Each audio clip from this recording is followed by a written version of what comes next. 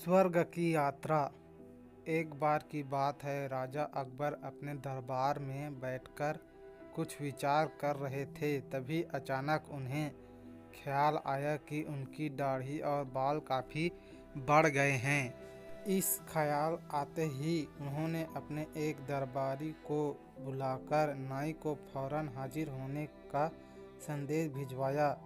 राजा का संदेश मिलते ही नाई महल पहुंच गया।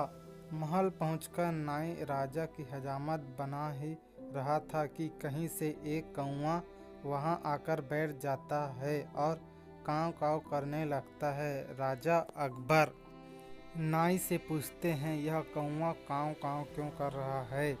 इस पर नाई जवाब देता है, यह आपके पूर्वजों का हालचाल बताने आया है। नाई का इतना कहते ही राजा अकबर आश्चर्य से पूछते हैं, तो बताओ फिर यह कौवा मेरे पूर्वजों के बारे में आखिर क्या बता रहा है? राजा के इस सवाल पर नाई कहता है, यह कौवा कह रहा है आपके पूर्वज स्वर्ग में मुसीबत में हैं और काफ़ी परेशान हैं। उनका हालचाल लेने के लिए आपको अपने किसी करीबी को स्वर्ग भेजना चाहिए। नाई की यह बात सुनकर राजा अकबर और भी हैरान हो जाते हैं। राजा अकबर आश्चर्य से नाई से पूछते हैं, आखिर किसी इंसान को जिंदा स्वर्ग में कैसे भेजा जा सकता है? राजा के इस सवाल पर नाई जवाब देता है, महाराज, मेरी नज़र में एक पुरोहित है जो इस काम को अंजाम दे सकता है। बस आप इस काम के लिए अपने किसी करीबी को स्वर्ग जाने के लिए राजी कर लीजिए। नाई के इस आश्वासन पर राजा अकबर तैयार हो जाते हैं और दरबार में अपने सभी करीबी दरबारियों को बुलाते हैं। राजा के आदेश पर सभी करीबी दरबारी राजा अकबर के सामने हाजिर हो जाते हैं। सभी दरबारी राजा से अचानक बुलाने की वजह पूछते हैं। इस पर राजा उन्हें नाई के साथ हुई सारी बात सुनाते हैं। राजा की बात सुनकर सभी दरबारी एक मत में बीरबल का नाम आगे रखते हैं। दरबारी कहते हैं कि स्वर्ग जाकर पूर्वजों का हाल चाल लेने के लिए बीरबल से उचित व्यक्ति और कोई नहीं हो सकता, क्योंकि बीरबल हम सब में सबसे ज़्यादा बुद्धिमान और चतुर है। इसलिए स्वर्ग में आपके पूर्वजों का हाल चाल लेकर वही उनकी परेशानी का हल आसानी से निकाल सकता है। राजा अकबर दरबारियों की इस सलाह को मानते हुए बीरबल को स्वर्ग भेजने की तैयारी कर लेते हैं।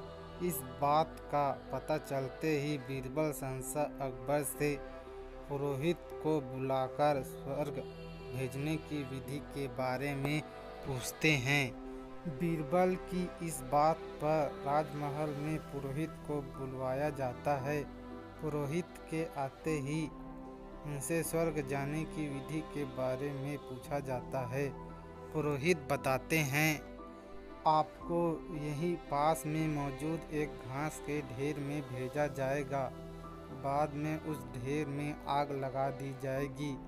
फिर कुछ मंत्रों की शक्ति से आपको स्वर्ग भेज दिया जाएगा। स्वर्ग जाने की पूरी प्रक्रिया जानने के बाद बीरबल राजा अकबर से करीब 11 दिन का समय मांगते हैं और पुरोहित को 11 दिन बाद बुलाने की बात रखते हैं। वह कहते हैं, मैं स्वर्ग जा रहा हूँ और कितने दिन मुझे लौटने में लगेंगे, इस बारे में निश्चय तौर पर कुछ भी कहना मुश्किल है।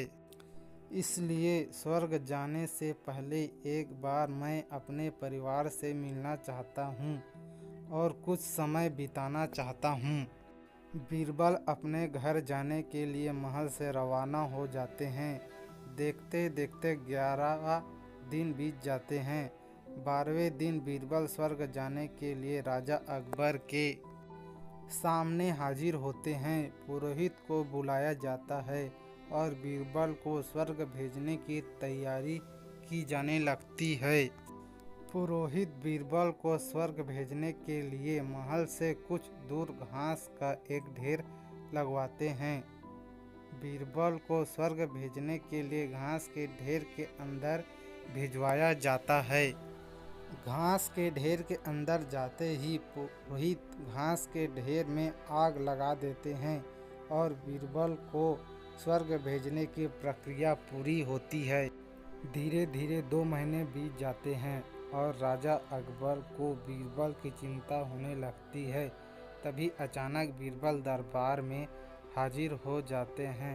राजा अकबर बीरबल को देखकर प्रसन्न होते हैं और अपने पूर्वजों का हालचाल पूछते हैं। तब बीरबल बताते हैं, आपके पूर्वज काफ़ी खुश और मज़े में है। उन्हें बस एक ही तकलीफ है कि उनकी दाढ़ी और बाल काफ़ी बड़े हो गए हैं, जिन्हें काटने वाला स्वर्ग में कोई नाई नहीं है, इसलिए वहाँ उन्हें एक नाई की ज़रूरत है। बीरबल कहते हैं, ऐसे में हमें आपके पूर्वजों के लिए एक अच्छे नाई को स्वर्ग भेजने की तैयारी करनी चाहिए। बीरबल की इस बात पर राजा नाई को स्वर्ग जाने का आदेश देते हैं। राजा का आदेश सुनकर नाई घबरा जाता है और राजा के पैरों में गिरकर माफ़ी मांगने लगता है। नाई राजा से कहता है कि यह सब कुछ उसने वजीर अब्दुल्ला के कहने पर किया था। यह सब उन्हीं की साजिश थी ताकि वह बीरबल को अपने रास्ते से हटा सके। अब राजा अकबर के सामने सारी सच्चाई आ चुकी थी। ये सब जानने के बाद राजा अकबर ने वजीर अब्दुल्ला और उनके साथियों को दंड देने का आदेश दिया। अंत में राजा अकबर बीरबल से पूछते हैं, तुम्हें इस सच्चाई का पता कैसे चला और तुम घास के ढेर में आग लगने के बाद कैसे बच गए? तब बीरबल जवाब देते हैं, आग के ढेर में जाने की बात सुनकर मुझे इस साजिश का अंदाज़ा हो गया था। इसी वजह से मैंने 11 दिन का समय मांगा था। उन 11 दिनों में मैंने उस घास के ढेर वाले स्थान के नीचे से अपने घर तक एक सुरंग बनवा दी थी। उस सुरंग के जरिए ही मैं वहां से बचकर निकल पाया।